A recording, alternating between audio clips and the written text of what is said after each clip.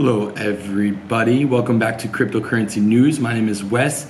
Today is May 17th and there is a lot of things going on.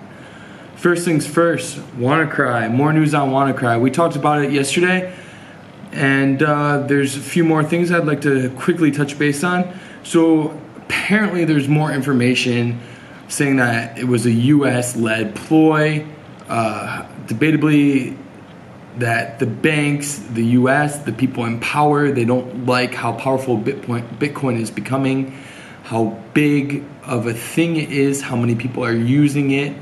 With the whole decentralized theory, it could remove the power of controlling money from the people who actually have that power currently.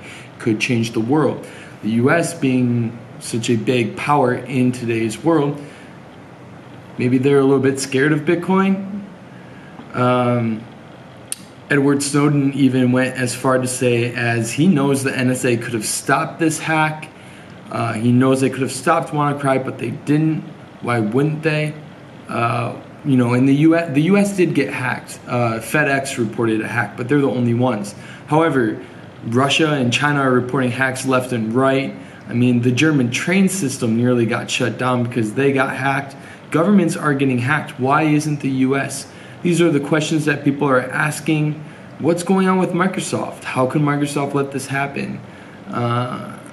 It's just a lot of questions. A lot of people are wondering how this could happen. They're looking at how many countries, how many NSA departments around the world have gotten hacked and asking why isn't the US getting hacked? And, we'll see. We'll see what comes of it over the next 2 days, but it looks like they definitely had something to do with it. Definitely the central banks had something to do with it. I mean, the German bank, the Deutsche Bank of Germany, even told people not to buy Bitcoin. They said that it isn't real.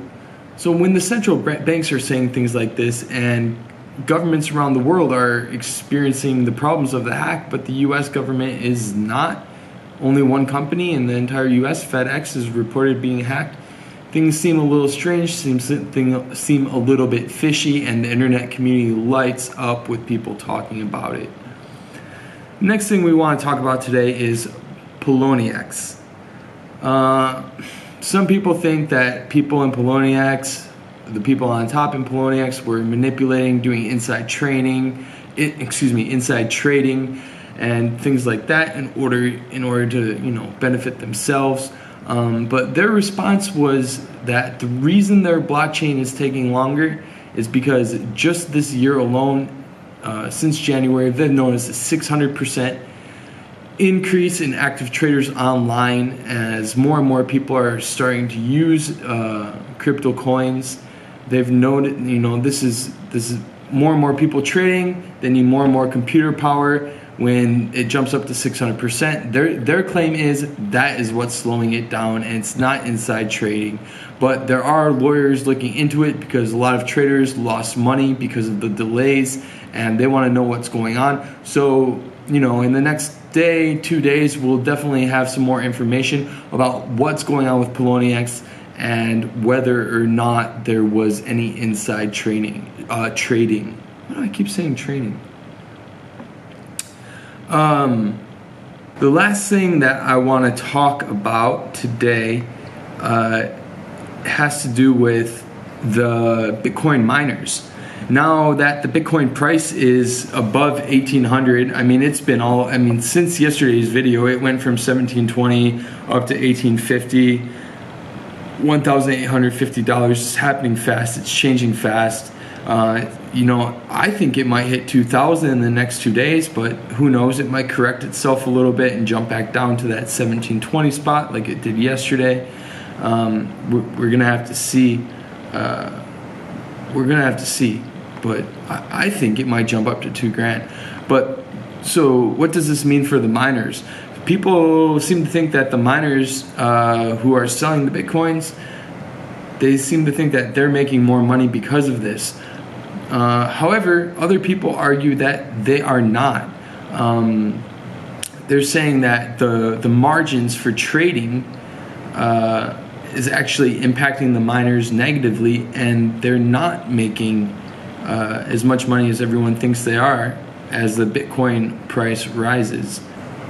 I'm sure we'll have more information about the high fees of Bitcoin and how it's impacting the miners in the next day or two. But what we do know is that the miners are not winning. That's the claim they're making on Cointelegraph.com. The miners are not winning. As I'm sure everyone knows, the cost to mine Bitcoin is incredibly high, very high energy costs, often need cooling costs depending on where you're located. So these are all things that impact it, and we'll see where the price goes. This was Wednesday, May 17th, 2017's Cryptocurrency Daily News Report. I thank you for tuning in, and I look forward to seeing you again soon.